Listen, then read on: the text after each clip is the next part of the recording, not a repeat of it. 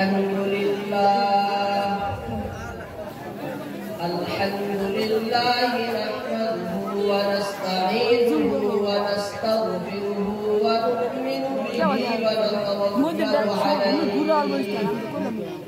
ونعوذ بالله من شرور أنفسنا ومن سيئات أعمالنا من يهده الله فلا مضل له ومن يضلل فلا هادي له ونشهد أن لا إله إلا الله وحده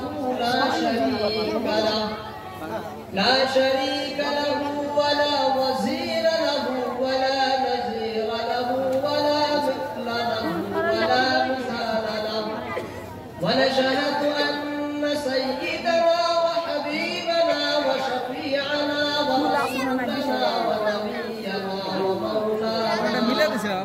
ومولانا محمدا عبده ورسوله أما بعد فأعوذ بالله من الشيطان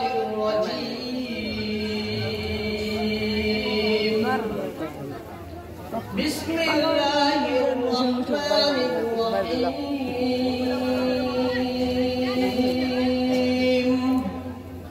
إن الله يحب التوابين ويحب المتطهرين আল্লাহ হলেন পাক পবিত্র আল্লাহ হলেন সুবহান ভালোবাসেন পাক পবিত্র সুন্নত তাহার শান আল্লাহ হলেন পাক পবিত্র আল্লাহ হলেন পাক পবিত্র আল্লাহ হলেন সুবহান ভালোবাসেন পাক পবিত্র সুন্নত তাহার শান সুন্নত তাহার শান বান্দা বান্দির অন্তরেতে বান্দা বান্দির অন্তরেতে থাকে যদি তার ঈমান দুইও গালে ধনাত্ম সে নাই তাহার কোনো সমান কোনো গালে ধনাত্ম সে নাই তার কোনো সমান কুফর শিরকে কলুষ মেখে কুফর শিরকে কলুষ মেখে বিদআত করে এই ধরায় নষ্ট করছো ঈমান সম্পদ হায়রে মানুষ কোন ধারায় নষ্ট করছো ঈমান সম্পদ হায়রে মানুষ কোন ধারায় ছোট বড় করিয়া পাপ ছোট বড় করিয়া পাপ করছো নারাজ খোদাকে নিজেকে ছাড়া ধোঁকা তুমি দিচ্ছ না গো কাউকে নিজেকে ছাড়া ধোঁকা তুমি দিচ্ছ না গো কাউকে মরে গেলে সবই পরে মরে গেলে সবই পরে রবের তোর এই ধরায় তাই আইরে ফিরে তওবা করে তাই আইরে ফিরে তওবা করে আল্লাহ আছেন যেথায় মরে গেলে সবই পড়ে রবের তোর এই ধরায় ইয়া রাব্বি সাল্লি ওয়া সাল্লিম দাইমান আবাদা আলা হাবিবিকা খায়রিল খালকি কুল্লিহিম হুয়াল হাবিবুল্লাযী তুরজা শাফাআতুহু লিকুল্লি হাওলিন মিনাল আহওয়ালি মুক্তাহিম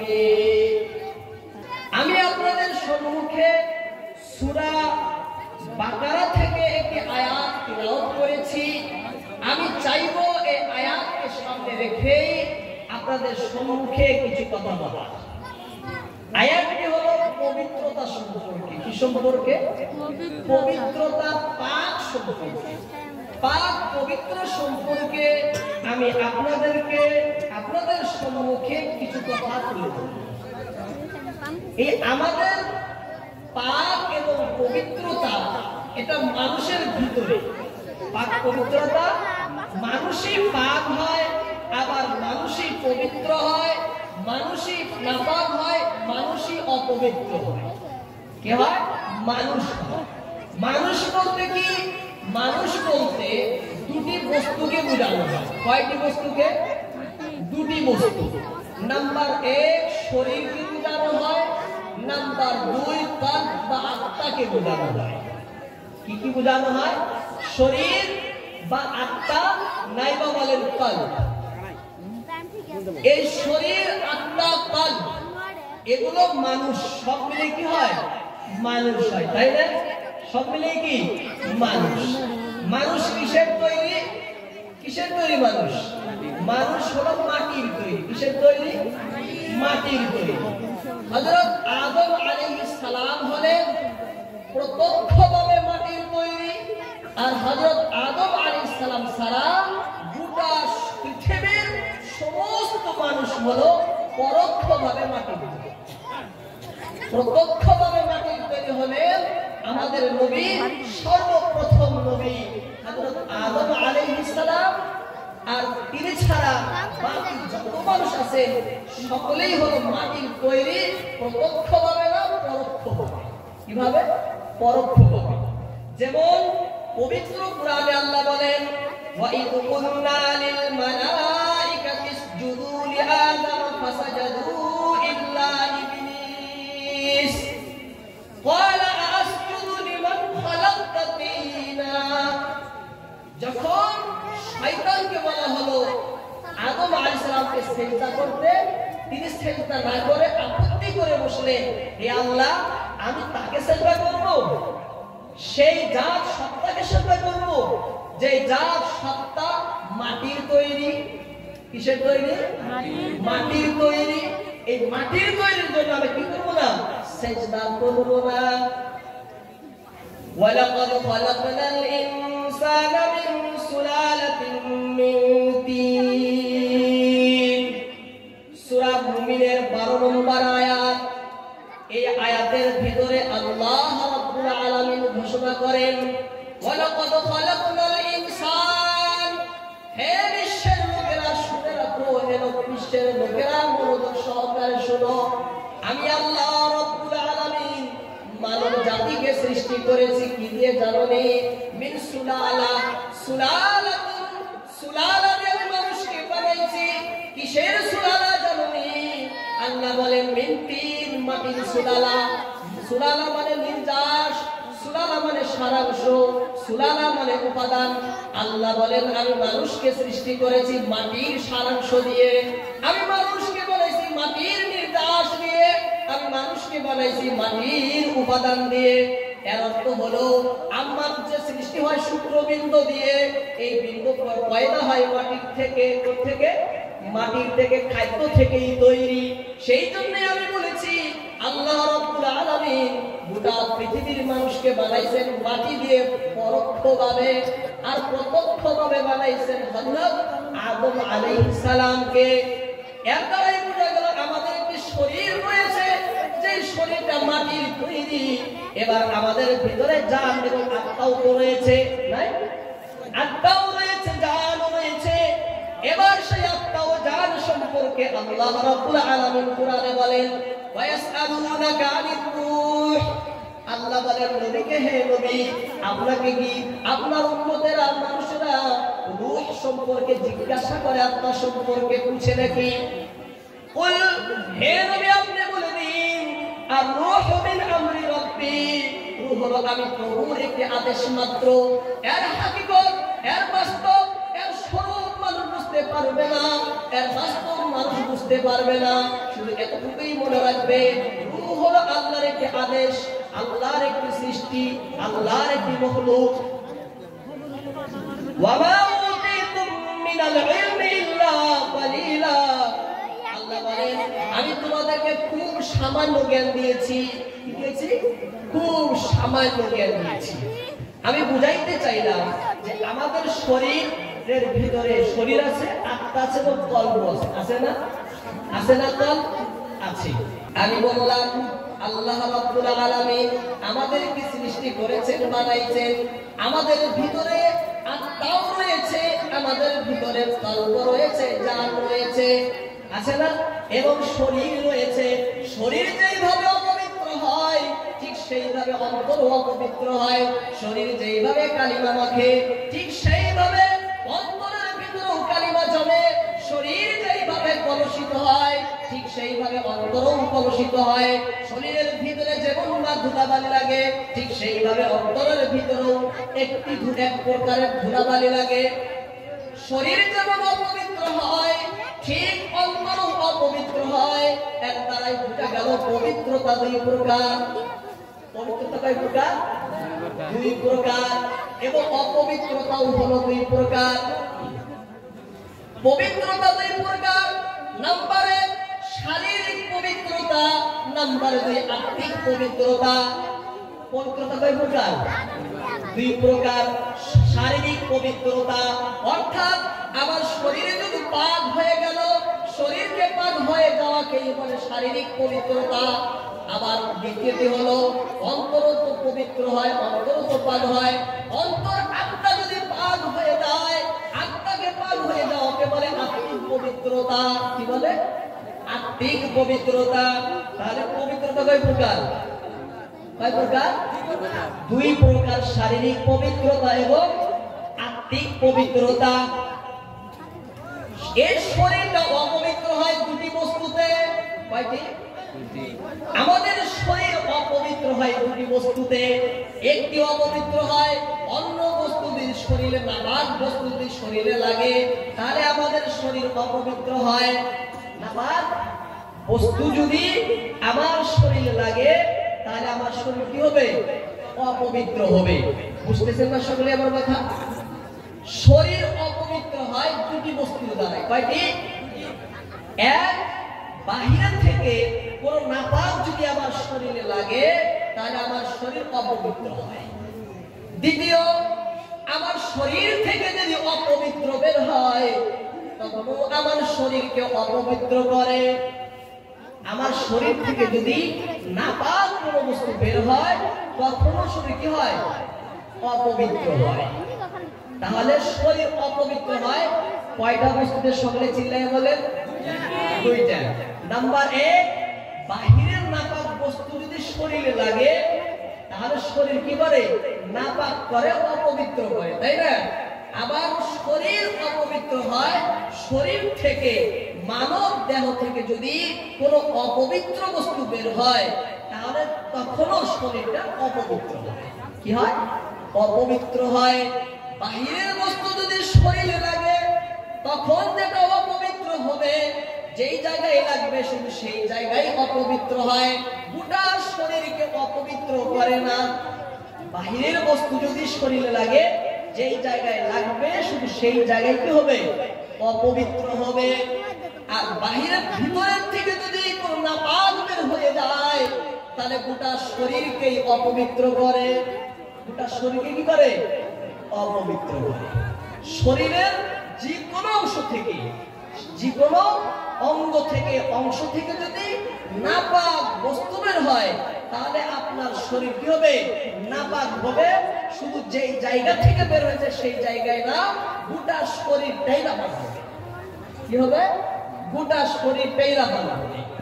আপনার চোখ দিয়ে এমন পুঁজ বের হয়েছে বিশাল দুর্গন্ধ, তাহলে আপনার পুরো শরীরটাই নাপাক হয়ে গেল। পুরো শরীরটাই নাপাক হয়ে গেল। আপনার নাক দিয়ে কৃমি যদি বের হয় বিশাল গন্ধ দুর্যুক্ত, তাহলে আপনার শরীরটা কি হয়ে গেল? নাপাক হয়ে গেল। আপনার মুখ দিয়ে যদি এমন কোন পানি বের হয় যে পানিটা বিশাল দুর্গন্ধ, তাহলে আপনার পুরো শরীরটাই নাপাক হয়ে গেল। আপনার পেশাবের রাস্তা দিয়ে যদি পেশাব বের হয়ে যায় এটাও তো নাপাক, তাহলে পুরো শরীরটাই নাপাক করে ফেলবে। যদি পায়খানা রাস্তা দিয়ে পায়খানা বের হয়ে যায় তাহলে পুরো শরীরটাই নাপাক হবে, কারণ এটা তো নাপাক বস্তু, নাপাক না? এইভাবে উদাহরণগতই বলবো, আমাদের মানব দেহ থেকে শত শত নাপাক বস্তু যদি বের হয় তাহলে গোটা শরীরকে নাপাক করে ফেলবে। এবার বলবেন হুজুর এটা কেমন কি জন্য? আসল কারণ হলো যখন সেই নাপাকটা বের হয় স্থান তো একটা দিয়ে বের হয়েছে, কিন্তু সে এসেছে পুরো শরীর থেকে, এসেছে পুরো শরীর থেকে। বুঝতেছেন কথা বলে? নাপাকটা বের হয়েছে চোখ দিয়ে, কিন্তু সেই নাপাকটা আসছে কোন থেকে? বিজ্ঞানকে জিজ্ঞাসা করেন, বিজ্ঞানী যারা আছে, সায়েন্স দান যারা আছে তাদেরকে জিজ্ঞাসা করেন, তারা বলবে পুরো শরীর থেকে আসছে। কোথা থেকে আসছে? পুরো শরীর থেকে। সেই জন্য পুরো শরীরটা কি হয়ে যায়? নাপাক হয়ে যায়। কি হয়ে যায়? নাপাক হয়ে যায়। বুঝতেছেন না আসলে আমার কথা? আমি জানি আমার সময় অনেক কম, যার আমি সংক্ষেপে চলে যাচ্ছি। এবার যেটা বাহির থেকে এসে আমাকে নাপাক করলো, যেমন পেশাব লাগছে শরীরে, কি লাগছে? পেশাব লাগছে, পায়খানা লাগছে, এটা তো আর কোনো খারাপ বস্তু আছে, নাপাক বস্তু আছে না? মদ লাগছে শরীরে, নাপাক না মদ? রক্ত লাগছে, নাপাক না? এই ধরনের যত নাপাক বস্তু আছে আমার শরীরে যদি লাগে তাহলে আমার পুরো শরীরটাকে নাপাক করে না, যেই জায়গায় লাগছে শুধু সেই জায়গায় নাপাক, সেটা কি হয়? নাপাক হয়। এবার বলবেন হুজুর নাপাক হলো, এবার তো বুঝে গেলাম শরীর নাপাক, তাহলে এবার বলুন শরীর পাক কিভাবে করব? জানতে হবে না? শরীর কিভাবে পাক করব? নাপাকি যদি বাইরে থেকে আমার শরীরে লাগে এর পাক করার উপায় শুধুমাত্র একটা। কয়টা? শুধু একটা। সে একটা হলো যে নাপাকিটা যেটা এসেছে তাকে সেখান থেকে দূর করে দেন, সরাইয়া দেন। যে আইছে তাকে সরাইয়া দেন। যে নাপাকটা আপনার কাছে আইছে সেই নাপাক কি করেন? সরাইয়া দেন। নাপাক সরাইলে আপনার শরীর পাক। নাপাক যদি সরাইয়া দেন আপনার শরীর কি পাক। শরীরে গোবর লাগছে, সরাইয়া দেন গোবরটা। শরীরে ঘু লাগছে, সরাইয়া দেন। সরাইয়া দিলে কি হবে? আপনার শরীরটা পাক হবে। কিভাবে সরাবেন? পানি দিয়ে ধুয়ে দিয়ে সরান, কাপড় দিয়ে পুছে পুছে সরান, মাটির সাথে ঘষে ঘষে সরান, নতুবা জিভাই দিয়ে চেটে চেটে সরান। জিভা দিয়ে চেটে চেটে সরান। যেই ভাবেই সরান, সরাইলেই আপনার শরীর পাক। সরাইলেই কি পাক। এবার বলবেন হুজুর গু যদি চাটিয়ে এটাকে খাওয়া জায়েজ হবে? আমি তো বলিনি খাওয়া জায়েজ হবে, এটা তো আরেকটা মশলা। এটা কি আরেকটা মশলা? এটা প্রথম মশলা না, এটা অন্য একটা মশলা। কি মশলা এটা? অন্য মশলা। গু খাওয়া কি নাই জায়েজ নাই, নাপাক খাওয়া কি নাই জায়েজ নাই, হারাম। এটা তো আলাদা মশলা। আমি বলছি পাক হবে না। যেই ভাবে কি করে নাপাকি দূর করে, নাপাকি দূর করলেই পাক। চাইটা দূর করেন, যেভাবে দূর করেন। আশরাফ আলী থানভী রাহমাতুল্লাহ আলাইহি বৃষ্টি জবরের ভিতরে একটা মাসআলা লিখছে। মাসলাটা হলো এটাই যে কারো শরীরে যদি নাপাক লাগে সে যদি চাইটা দেয় পাক হবে। কি হবে? পাক হবে। এবার এক শ্রেণীর লোক চিল্লায় উঠে বলে, দেখো আশরাফ থানভী বলেন গু পাক। কি বলছে? গু পাক, গু খাওয়া জায়েজ, এটা বলছে এখানে। আসলে এখানে মাসআলা হলো দুটো একসাথে লাগাই না, একসাথে লাগাই না। একটা হলো পাক করার তরিকা, পাক কিভাবে করব, আর একটা গু খাওয়া জায়েজ কিনা, নাপাক খাওয়া জায়েজ কিনা, আলাদা মশলা। হানাফি সাহেব যেটা লিখেছে সেটা বলতে সেটা লেখেন নাই জায়েজ না জায়েজ, হারাম না হারাম, এটা তো তিনি লেখেন নাই যে হারাম খাওয়া যাবে কিনা। তিনি তো শুধু এটাই বলছেন যে পাক কিভাবে করব, পাক কিভাবে করব। তাহলে বুঝছেন সকলে? যদি শরীরে নাপাক লাগে, পাক করার কি তরিকা হলো? তাহলে সেই নাপাকিটা কি করে দিবেন? দূর করে দিবেন। রাস্তায় গেলেন, পায়ে গোবর লাগলো, মাটির সাথে ঠিকসে বসবেন। আপনার দিলে যতক্ষণ পর্যন্ত সান্ত্বনা না আসে যে না এখন একটু সাবধান, এখন আর কোনো চিন্তা নাই, আপনার শরীর পাক, আপনার জায়গাটা কি হবে? পাক হবে। রাস্তায় গেলেন, মসজিদে শুক্রবার নামাজ পড়তে গেছেন, রাস্তা দিয়ে গোবর কি করলো? গরু এবার বসে কোন বস্তুতে হ্যাঁ না দাঁড়িয়ে দিল। এবার সেই গোবর বিট আপনার শরীরে লাগলো, কাপড়ে লাগলো, এবার চিন্তায় বলবেন হায় হায় কি করি, পানি নাই বগলে, মাটি আছে না বগলে, অন্য কোনো অবস্থায় বসে নেবো গেলে ঠিক ঘষতে ঘষতে দেখলেন একদম নাই, চিহ্নই নাই। পাক করিলে আপনি সুন্দরভাবে নামাজ পড়ে আসেন। ইসলাম বেশি কঠিন বস্তু না, কি বস্তু না, বেশি কঠিন বস্তু না। আমাদের প্রত্যেকটি বিধান পালনের জন্য খুব সহজ, আমরা নিজেরাই কি করি, কঠিন বানায় ফেলি। তাহলে বুঝলাম যে বাহিরের থেকে নাপাক যদি আসে সেটা দূর করার একটাই রাস্তা, যে জায়গায় লাগবে সেই জায়গায় কি করবো, নাপাকটা দূর করে দিলেই জায়গাটা পাক, শরীরটা পাক, তাই না? এবার দ্বিতীয়টি, আমার শরীর যদি শরীর থেকে বের হয়ে যদি গোটা শরীরকে নাপাক করে ফেলে, অপবিত্র করে ফেলে, এটা কিভাবে পাক করবো, এটা কিভাবে পাক করবো? এর পাক করার তরিকা একটা, এর পাক করার তরিকা কয়টা? একটা। সেটা কি? যেহেতু বলছি আমি শুরুতে যে জায়গায় এক জায়গায় বের হয়েছে, কিন্তু সে আইছে পুরো শরীর থেকে, তাই না? পুরো শরীর থেকে যখন আইছে, পাক করার সময় পুরো শরীরটাকে ধুতে করতে হবে। কি করতে হবে? পুরো শরীরকেই ধুতে হবে। পেশাব করেছেন, পাক করার একটাই তরিকা গোসল করেন। পায়খানা করেছেন, পাক করার একটাই তরিকা গোসল করেন। কি করতে হবে? গোসল করতে হবে, একটাই তরিকা। কি ভালো লাগে? পুরো শরীরটাই ধুয়ে যাবে, তাই না? এবার মুসলমানের জন্য কিছু ছাড় দিয়েছে, অফার থাকে না, কিছু অফার দেয় না মানুষে, ছাড় দিয়েছে। কেন দিয়েছে? আমাদের নবী ইসলাম আল্লাহ তাআলা কিছু ছাড় দিয়েছে। সে ছাড়টা কি? যে দেখো কিছুগুলো বস্তু, যেই বস্তু তোমার কাছে সব সময় হয়, কি হয়, এমন না পাক শরীর থেকে বের হয় দিনের মধ্যে 10 বার 20 বার বানাই থাকে, আছে না এরকম? আর কিছুগুলা মাস পরে পরে, সপ্তাহ পরে পরে বের হয়, আছে না এরকম? আল্লাহ বলেন, রাসূল বলেন, শরীয়ত বলে, ইসলাম বলে, দেখো তোমাদের যেগুলা সব সময় বের হয়, এর জন্য পুরো শরীর যদি নাও ধো তাও চলবে, ধোয়ার মতো করবা। পুরো শরীরটা কি করবা? পুরো শরীরের চাইরো সাইডে ধোবা। কি করবা? বুঝতেছেন না আমার কথা? পুরো শরীরের কি করবা? চাইরো সাইডে ধোবা। চাইরো সাইডে যদি ধো তাহলে আমি আল্লাহ মেনে নিব তুমি পুরো শরীরটাই ধুয়েছো। সুবহানাল্লাহ বলবেন না? সুবহানাল্লাহ। পুরো শরীরটাই ধোয়ার মতো আল্লাহ বলবেন। এই চারো সাইডে ধোয়া, চারো সাইড মানে কি? উপর সাইড মাথা না, উপর সাইড মাথা না, মুসলমানের মাথা ঢাকা থাকে সব সময়, কি থাকে? ঢাকা থাকে।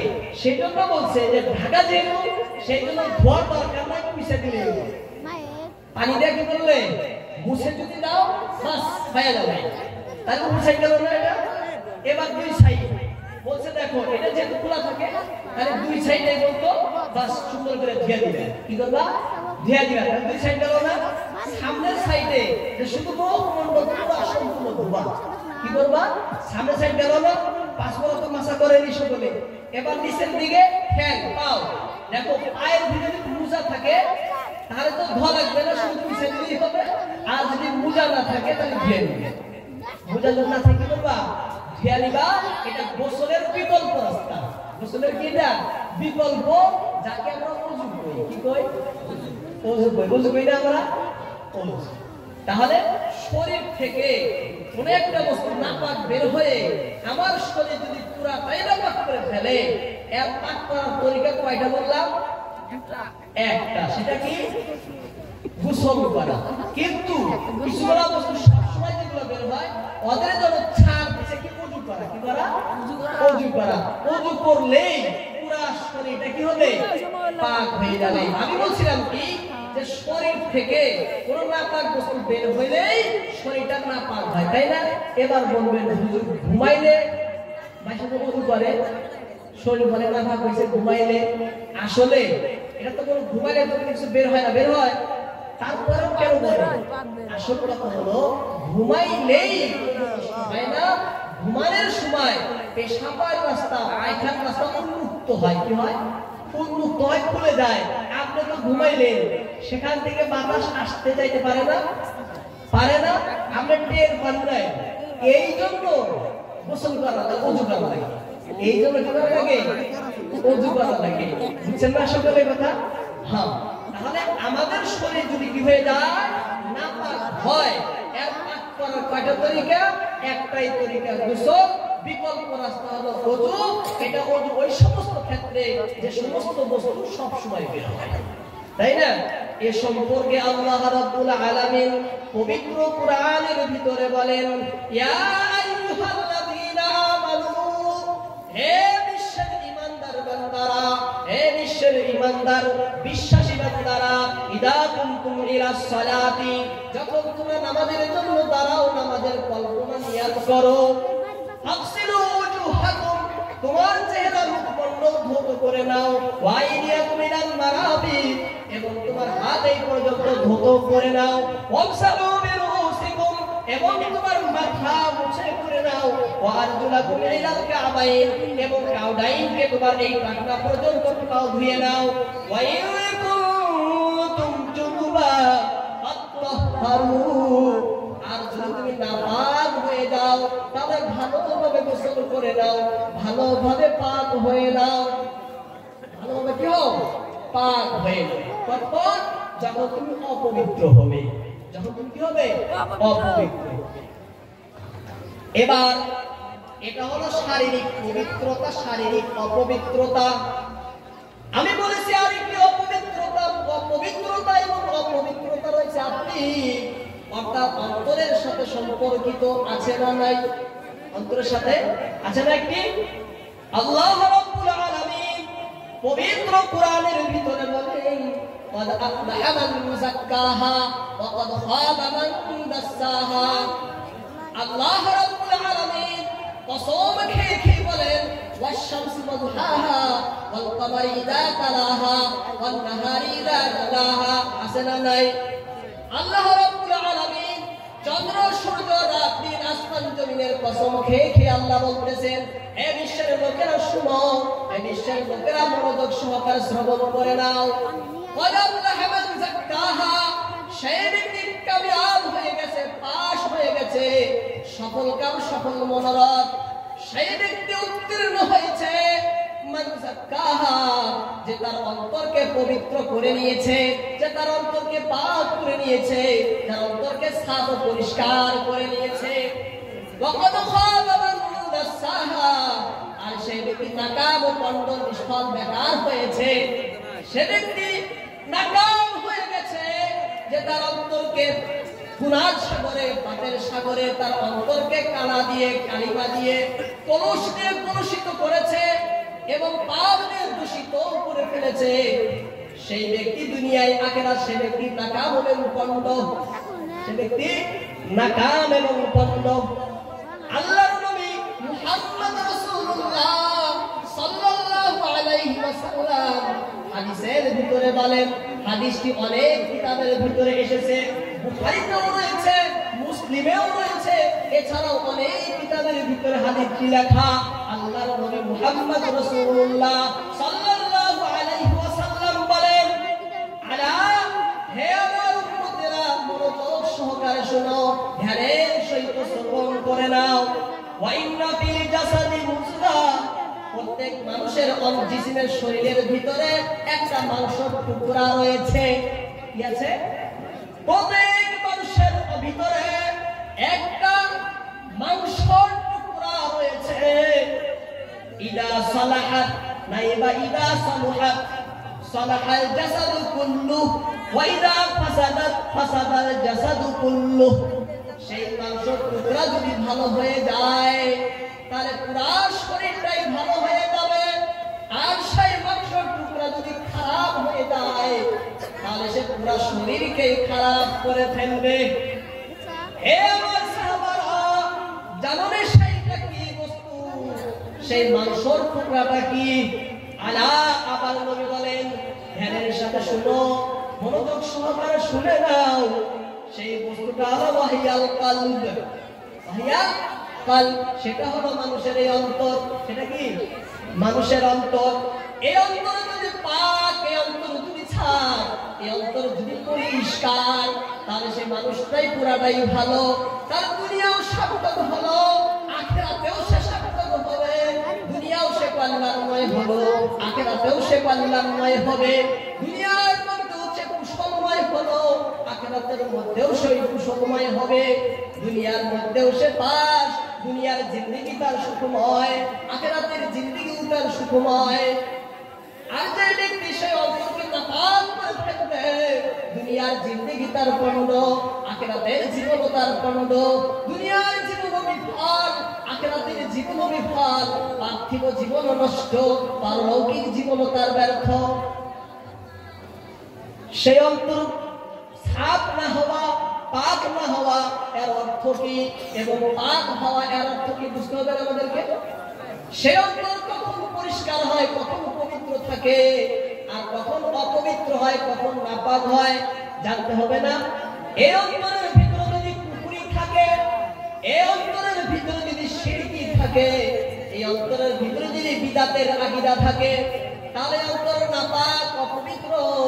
এই অন্তরে যদি হিংসা থাকে, এই অন্তরের ভিতরে যদি কিনা থাকে, এই অন্তরের ভিতরে যদি অহংকার থাকে, এই অন্তরের ভিতরে রাগ গোসা থাকে, এই অন্তরে যদি মায়া মমতা থাকে, এই অন্তরে যদি লোভ মোহ থাকে, তাহলে আমার এই অন্তর নাপাক এবং অপবিত্র। নাপাক এবং অপবিত্র। শিরককে দূর করা মানে অন্তরকে পবিত্র করা, কুফরকে দূর করা মানে অন্তরকে পবিত্র করা, অহংকার দূর করাও মানে অন্তরকে পবিত্র করা, হিংসাকে দূর করাও মানে অন্তরকে পবিত্র করা, রিয়াকে দূর করাও মানে অন্তরকে পবিত্র করা, পরশ্রী কাতরতাকে দূর করাও মানে অন্তরকে পবিত্র করা, মানুষের ভালো চাওয়া মানে অন্তরকে পাক করা, হিংসা না করা মানে অন্তরকে পাক করা, কিনা না করা মানে অন্তরকে পাক করা, গীবত না করা মানে অন্তরকে পাক করা, আল্লাহর ইবাদত করা, শিরক কুফরি না করা, ঈমানের সহিত থাকা হলো অন্তরকে পাক করা। অন্তর কি করা? পাক করা। এবার বলবেন হুজুর কুফরি কাকে বলে? কুফরি কাকে বলে? কুফর বলা হয় মহান আল্লাহ রাব্বুল আলামিন আমাদেরকে যেই যেই বস্তুর উপরে, যে সকল বস্তুর উপরে ঈমান আনার জন্য জরুরি বলেছেন, সেই সমস্ত বস্তুকে অস্বীকার করা, তার প্রতি ঈমান না আনা, ইনকার করা, অবজ্ঞা করা, তুচ্ছ তাচ্ছিল্য করা, এটা হলো কুফরি। এটা কি? কুফরি। আল্লাহ বলছেন আল্লাহর প্রতি বিশ্বাস করাকে, আল্লাহর প্রতি ঈমান আনাকে। আমি যদি আল্লাহর প্রতি ঈমান না আনি, আমি যদি আল্লাহকে বিশ্বাস না করি, আমি যদি আল্লাহকে অবজ্ঞা করি, আমি যদি আল্লাহকে তুচ্ছ তাচ্ছিল্য করি, আমি যদি আল্লাহকে অস্বীকার করি, এটা কুফরি। এটা কি? কুফরি। আল্লাহ বলছেন নবীকে বিশ্বাস না, নবীর প্রতি ঈমান আনতে। আমি যদি নবীর প্রতি ঈমান না আনি, আমি যদি নবীকে বিশ্বাস না করি, আমি যদি নবীকে অবজ্ঞা করে চলি, আমি যদি নবীকে তুচ্ছ তাচ্ছিল্য করি, এটা কুফরি। এটা কি? কুফরি। এইভাবে কুফরি, এইভাবে আমাদের বুঝতে হবে। যেহেতু সময় কম, শিরক কি? শিরক বলা হয় আল্লাহর বৈশিষ্ট্যকে অন্যকে দেওয়া। আল্লাহর বৈশিষ্ট্য অন্যকে দেওয়াই হলো শিরক। আল্লাহর বৈশিষ্ট্য কি? ইন্নাল্লাহ আলা কুল্লি শাইইন কাদির। আল্লাহর বৈশিষ্ট্য হলো আল্লাহ সমগ্র সৃষ্টির ভিতরে, সমগ্র মাখলুকাতের উপরে পরিপূর্ণ ক্ষমতা রাখেন, পরিপূর্ণ দক্ষতা রাখেন। চূড়ান্ত পর্যায়ের অধিকার অধিপতি একমাত্র আল্লাহ তাআলা। আল্লাহ না, সব কিছুর ক্ষমতা একমাত্র আল্লাহ তাআলা। এবার আমি যদি বলি না না আমার প্রিয় সন্তান দিতে পারে, আমার পীরেও কি পারে? সন্তান দেওয়ার ক্ষমতা আমার পীরের আছে, সন্তান দেওয়ার ক্ষমতা অমুক বুজুর্গের আছে, সন্তান দেওয়ার ক্ষমতা অমুক আলিমের আছে। এর অর্থ হলো আল্লাহর কুদরতকে, আল্লাহর নির্দিষ্ট ক্ষমতাকে, আল্লাহর বিশেষ ক্ষমতাকে আপনি মাখলুককে দিয়ে দিলেন, এটাই শিরক হয়ে গেল। কি হলো এটা? শিরক। আল্লাহ বলছেন আল্লাহু আলিমুন বিযাতিস সুদূর। আল্লাহ সব কিছু জ্ঞান রাখেন, পরিপূর্ণ জ্ঞান রাখেন। সমগ্র সৃষ্টির চূড়ান্ত পর্যায়ের জ্ঞান একমাত্র আল্লাহর কাছে পেয়েছে।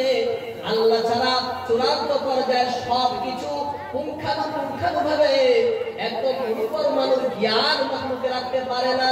পারে মাখলুকে? রাখতেই পারে না।